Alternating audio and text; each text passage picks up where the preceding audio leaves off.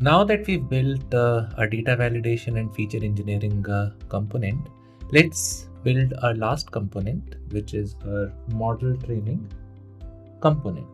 So I will create a directory in my project called model training. And the first thing we're going to do, as you might have guessed by now, we'll create a conda.yml file, and we will provide the dependencies for this particular component in here. So these are the dependencies for our model training component. Let us go back to our original notebook and see what is it that we are doing originally as far as model training is concerned. So you can see after we do the feature engineering, which was a very simple one in this case, we are just using a random forest classifier, and we are based on different parameters. We are training our model, and then finally we are printing out some model validation metrics, including the AUC, true positives, false positives, etc. So in our model training component, this is what we need to replicate.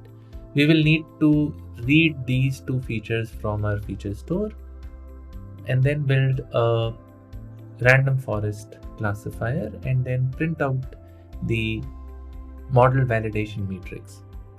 Now for that, let's create a new file called run.py.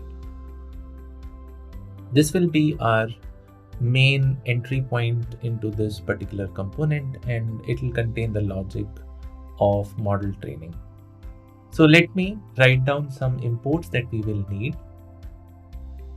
So these are the imports we will need, and you would have recognized some of the imports from earlier components, for example, rparse and logging.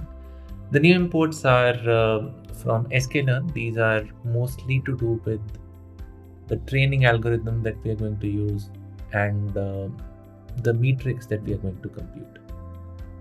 Let's set up our logger and our parser for the command line arguments.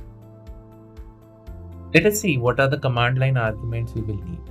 So we will need basically two kinds of command line arguments. One will be the paths of our features which are in our feature store. So we will need the X path, we'll need the Y path. And the other set of arguments are the hyperparameters that we will need for training a model. Now these can change based on what model you are using, since we are using a random forest classifier for demonstration. So hence these are the three hyperparameters that I've chosen to read from the command line arguments. Now since our features are in S3 drive, we will need to get those features. And unlike pandas, which can directly read data from a data lake or an S3 drive, to get numpy arrays which are stored in our feature store, we will need to write a function. So let's look at the logic used there. So this function will help us get our X and Y numpy arrays. And again, what we're doing here is something very similar that you would have seen in the feature engineering component. We are using S3 file system to treat S3 as a very normal file system, and then we are using the open directive to open the S3 path, and then numpy knows how to load something from a normal path. So that is all that is happening over here. Let's look at the main function that we have. Let's go through our main function and see what we are doing in it. So we are reading data which is on the S3 drive, and the paths are coming from command line arguments. Again, we are using the get S3 function that we wrote over here. Once we have X and Y, we are breaking it into train and test components. So one part of the data we'll use for training our model, and the other part will be used for testing. So here I instantiate a random forest classifier. These hyperparameters of the model are again coming from command line arguments as of now. So we train our model, we get the predictions on the test data. We get predictions both in terms of labels and the predicted probabilities. And then we compute confusion matrix in AUC. And finally, we log different metrics that we found out on the test data using our logger. Now let's see how do we run this component. So we can go back to our repository, the link of which is in the description of this video. So for our model training component, we'll again need to activate the conda environment that we have created and finally run this Python command. So let me copy this Python command and go back to my terminal.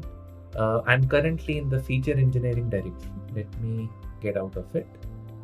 And now I can see I have a model training component as well. Let me cd into that. I'll need to activate the relevant conda environment. We've named it as model training, so let me activate that. We have the correct environment and we can execute our run command. So let me run this. Let me make sure that I've saved my run.py file, and now let me run my run command in this particular component.